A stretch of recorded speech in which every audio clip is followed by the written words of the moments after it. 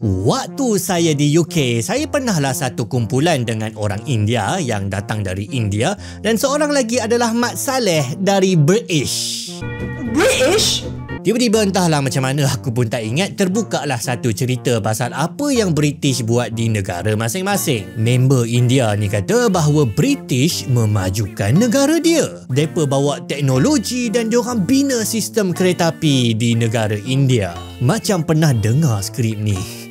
So you know, a long time ago, the British came to colonize our country, and they helped develop the country. That's why we take photos of them. Dan saya pun balaslah balik, bro. British buat semua tu nak bagi supaya diorang dapat menjarah kekayaan negara kau dengan lagi cepat, dengan lagi efisien. Bukannya diorang nak sangat bertanggungjawab ke apa ke memajukan negara kau. Dan sebenarnya menurut sejarah ini sangat-sangat betul. Sebelum dijajah, keluaran ekonomi negara India adalah 16% daripada ekonomi global. Dan bila British belah daripada India, dia turun menjuna menjadi 4%. Okey, tapi soalan dia, apa pula kata member British Mat Saleh lagi seorang tu? Dia pertahankan ke ataupun dia kecam ke sejarah kolonial, sejarah penjajahan negara dia ke atas negara-negara kita orang? Apa yang dia kata adalah dia tak kata apa-apa, dia buat senyap tak dengar. Jadi aku pun terfikirlah, apa sebenarnya yang Mat Saleh generasi baru daripada negara bekas-bekas penjajah ni belajar pasal negara kita yang merupakan bekas jajahan. Sejarah negara kita adalah sejarah pergelutan dan perjuangan menentang penjajahan kolonial asing. Sejak dari tahun 1511 sehingga 1957, tanah Melayu ditakluk oleh koloni bangsa Eropah. Maksudnya kita ditawan hampir 446 tahun. Jadi dalam buku teks sejarah negara kita, penekanannya memang sangat banyaklah pada realiti bangsa dan negara terjajah. Dan sejarawan negara kita bongkarkan strategi dan muslihat penjajah dalam buku teks. Penjajah kita mengacau dan mengubah politik, ekonomi, sosial negara yang dijajah negara kita. Dan bukan untuk memajukan negara kita, bukan diorang ni macam pusat zakat datang ke negara kita nak bagi bantuan kan, bermurah hati untuk kebajikan. Itu buku teks sejarah sekolah kita lah. Tapi macam mana pula dengan sekolah-sekolah negara bekas penjajah ni? Apa yang mereka ajar dalam buku-buku teks mereka? Adakah diorang menyesal ataupun diorang lagi berbangga pernah menjajah negara kita? Jawapannya adalah diorang tak tahu pun. Diorang tak diajar pun, bukan setakat pasal tanah Melayu kita, tetapi perangai-perangai Empire British yang buat macam-macam masalah sampai dia diwarisilah oleh dunia sekarang ini. Diorang tak tahu menahu pun. Dia macam sedih lah juga negara-negara bekas koloni ni duk post lah macam-macam kan pasal X. Lepas tu X tu balas, aku tak kenal pun siapa engkau. I don't even know who you are. Pada tahun 2021, 3 tahun yang lepas, ada satu petition yang diusulkan kepada Parlimen UK. Petition ni dapat tanda tangan yang sangat-sangat banyak, mencecah 268,000 tanda tangan. Popular sungguhlah petition ni. Petition ni minta supaya dalam silibus pengajaran sejarah di UK kena diwajibkan supaya budak-budak ni diajar pasal sejarah kolonial, sejarah penjajahan oleh Empire British. Maksudnya apa? Maksudnya kalau sampai kena buat petition rupa gini, memang budak-budak kat UK tu tak diajar apa-apa pasal negara kita yang kena jajah oleh diorang tu. Walaupun diorang ambil sejarah sampai A-level, sampai masuk college pun diorang tak tahu apa yang Empire diorang buat. Dan sebenarnya ini taklah pelik sangat sebab ada satu negara sekarang ini yang dok jadi negara jiran dekat sebelah. 80 tahun diorang genocide. Anak-anak mereka ni tak tahu, tak pernah diajar pasal sejarah kejahatan negara diorang. Mereka belajar sejarah versi mereka di mana mereka lah hero dan mangsa keadaan sentiasa. Murid-murid di UK belajar sejarah sampai umur 14 tahun, lebih kurang macam kita. Tingkatan 2 je lah. Bayangkan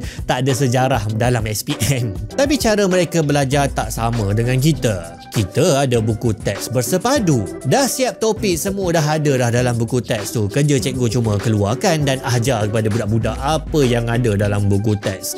semua. Tapi di UK, cikgu-cikgu kena ajar satu tema sejarah yang besar. Contohnya kena ajar pasal Empire Rome. Ya Allah, punyalah besar topik Empire Rome tu kan. Jadi cikgu nak ajar apa, nak fokus pada topik yang mana satu terpulang kepada cikgu dan sekolah. Ataupun Kementerian Pendidikan diorang suruh supaya diajar pasal idea kuasa politik dan empire dari tahun 1745 sampai 1901. Jadi dekat sinilah kalau cikgu-cikgu nak ajar pasal perangai Empire British ni. Cuma biasanya cikgu-cikgu tak pilih topik tu. Cikgu pilih topik lain lah, macam zaman pencerahan Renaissance, perang revolusi Perancis atau revolusi industri ke. Topik-topik penting lah juga untuk tema besar tu, tapi bukan pasal Empire British lah. Jadi itulah sebab budak-budak tak tahu pasal kita yang kena jajah ni, sebab cikgu-cikgu dibagi pilihan untuk ajar topik yang diorang sendiri pilih, dan cikgu-cikgu memang tak nak ajar pasal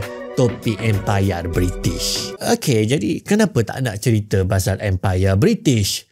Sebab malu. Diorang malu dengan sejarah Empire British. Jadi diorang nak lari jauh-jauh lah daripada propaganda imperialis lah dalam pembelajaran sekolah. Rasa malu ni adalah setelah British hilang pengaruh kekuasaan dunia. Satu-satu kawasan koloni minta merdeka daripada diorang. Dan bila mereka jatuh dan digantikan dengan kuasa baru dunia, Amerika dan Soviet Union, diorang dah tak rasa bangga dah dengan sejarah empire mereka. Dan sebenarnya cikgu-cikgu dan juga rakyat-rakyat marhain di UK ni, diorang kalau kita tanya pun diorang tak rasa bersalah pasal apa yang Empire British tu buat dulu-dulu. Dia berkata bukan salah diorang. Kita orang ni rakyat marhain. Yang korang patut salahkan adalah raja-raja, pegawai-pegawai besar, elit-elit, general-general perang. Itu korang patut salahkan. Diorang yang lagi eksploitasi, manipulasi rakyat-rakyat jelata untuk buat apa yang diorang nak. Padahal diorang cuma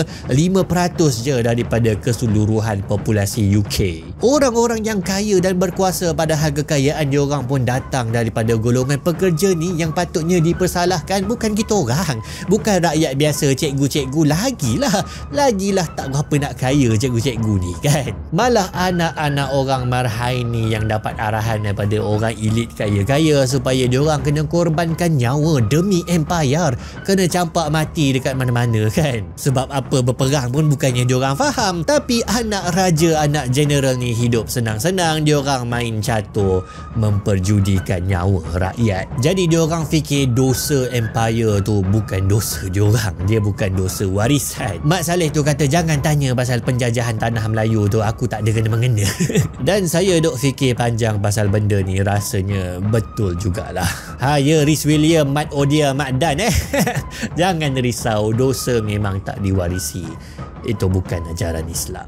Cuma kepada pemegang kuasa iaitu kerajaan UK, rasanya mereka masih bertanggungjawab untuk membayar hutang-hutang lampau kepada negara-negara dan bangsa-bangsa yang telah dizalimi.